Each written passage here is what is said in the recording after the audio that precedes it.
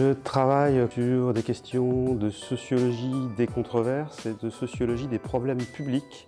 Par exemple, la question de l'introduction des OGM dans l'agriculture et dans les systèmes alimentaires. Je travaille sur des problématiques publiques qui relèvent de questions sanitaires ou environnementales. Alors ça peut être les OGM, ça peut être les pesticides également par exemple. Et je travaille également sur des questions qu'on appelle en sociologie de sécurité alimentaire. Et ce qu'on appelle sécurité alimentaire en sociologie, c'est toutes les problématiques qui concernent ce que les médias appellent la faim dans le monde, donc FAIM. Et donc là, je travaille sur des questions internationales de régulation de la faim dans le monde, de questions de sécurité alimentaire. Donc là, c'est plus une sociologie politique, ici d'un problème public qui est mondialisé, globalisé.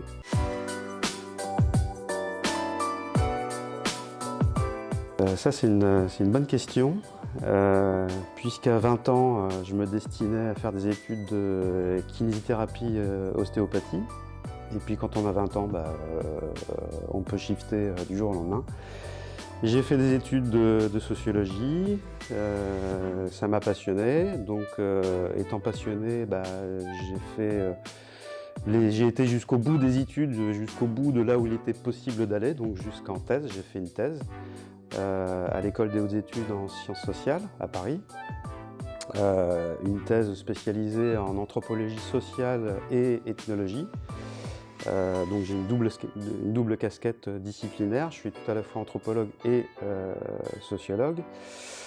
Et donc voilà, ce qui m'a amené au domaine de la sociologie, c'est la passion de pouvoir construire des formes de réflexion qui permettent de prendre aussi pas mal de recul par rapport à des sujets de société.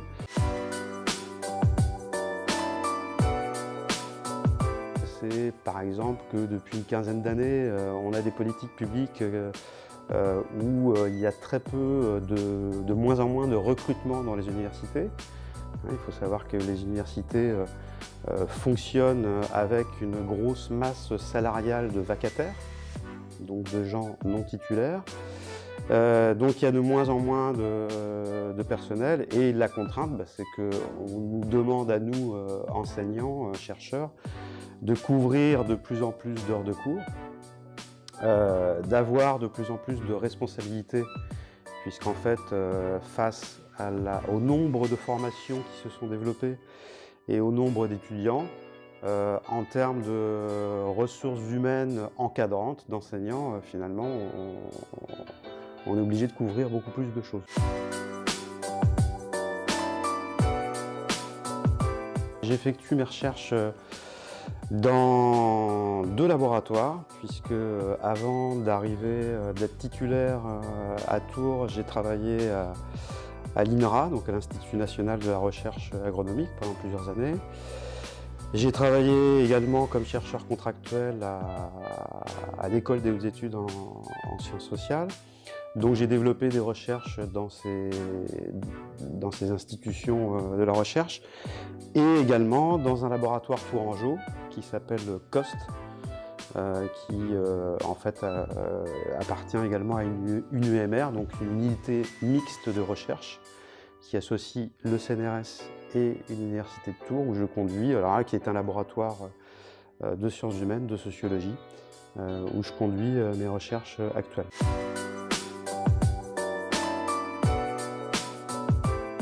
Il faut faire le lien entre l'enseignement et la recherche parce que l'un des enjeux pédagogiques de la transmission des savoirs, outre évidemment faire en sorte que les étudiants acquièrent des compétences dans un domaine, des compétences basiques dans un domaine donné, il faut aussi leur apprendre à construire un recul critique sur l'actualité. Et donc, il est tout à fait essentiel d'introduire dans les enseignements des éléments de la recherche en train de se faire, tout simplement pour que les étudiants soient dans un domaine donné au courant de ce qui est en train de se faire. Et je dirais même que faire en sorte que les étudiants, disons, soient au jus, au courant de ce qui se passe dans la société, des enjeux qui émergent, c'est pour eux très important dans leur insertion professionnelle. Parce que voilà, tout simplement, dans un entretien de recrutement, si un étudiant est incapable de montrer sa capacité à observer l'actualité, à l'analyser et à replacer, par exemple, un contexte d'entreprise dans cette actualité, bon, bah, il va être moins bien perçu qu'un autre étudiant qui est capable de le faire. Donc c'est un enjeu d'acquisition des compétences, c'est un enjeu de formation à l'esprit critique, mais c'est aussi un enjeu d'insertion professionnelle.